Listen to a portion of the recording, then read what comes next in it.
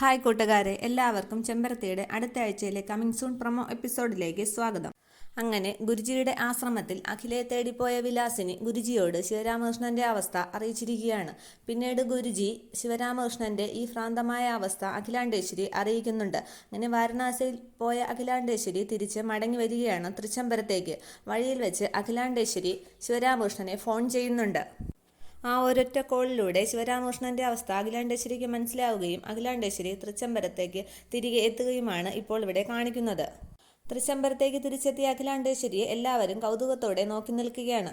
അപ്പോൾ അഖില പറയുന്നുണ്ട്, ഞാൻ അഖിലാണ്ടേശ്വരിയുടെ പ്രേതമൊന്നുമല്ല, ഞാൻ തന്നെയാണ് തൃച്ചംബരത്ത് അഖിലാണ്ടേശ്വരി എന്നുള്ളത്. മുൻപ് കുറച്ചുനാൾ ഇവിടെ ഉണ്ടായിരുന്നത് എൻ്റെ അപരയായ രാജരാജേശ്വരിയാണെന്നുള്ളതും അവളാണ് മരണപ്പെട്ടത് എന്നുള്ളതുമൊക്കെയുള്ള കാര്യങ്ങൾ അഖിലാണ്ടേശ്വരി തന്നെ വിവരിക്കുകയാണ്. അമ്മയെ തിരിച്ചു കിട്ടിയ സന്തോഷത്താൽ നിൽക്കുകയാണ് ആനന്ദം അരവിന്ദം.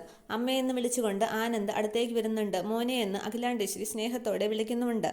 പിന്നീട് അഖില പറയുന്നുണ്ട്, ദാസേട്ടനെ കൊന്നത് താനല്ല എന്നും രാജേശ്വരിയാണ് കൊന്നതെന്നും പിന്നെ കല്യാണിയുടെ കുഞ്ഞിനെ ഇല്ലാതാക്കിയതും താനല്ല എന്നുള്ളതുമൊക്കെയുള്ള സത്യങ്ങൾ അഖിലാണ്ടേശ്വരി വിവരിക്കുകയാണ്.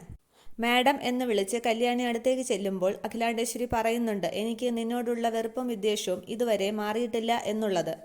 അന്നേരം കല്യാണി അഖിലയോട് ചോദിക്കുന്നുണ്ട്, അവിടുത്തെ മൂത്ത മരുമകളാകാൻ വേണ്ടി എനിക്ക് ഇനി എന്ത് യോഗ്യതയാണ് വേണ്ടത് എന്നുള്ളതും എന്നെ ഇനി എന്ന് ആണ് അംഗീകരിക്കുക എന്നുള്ളതുമൊക്കെയുള്ള കാര്യങ്ങൾ കല്യാണി ചോദിക്കുകയാണ്.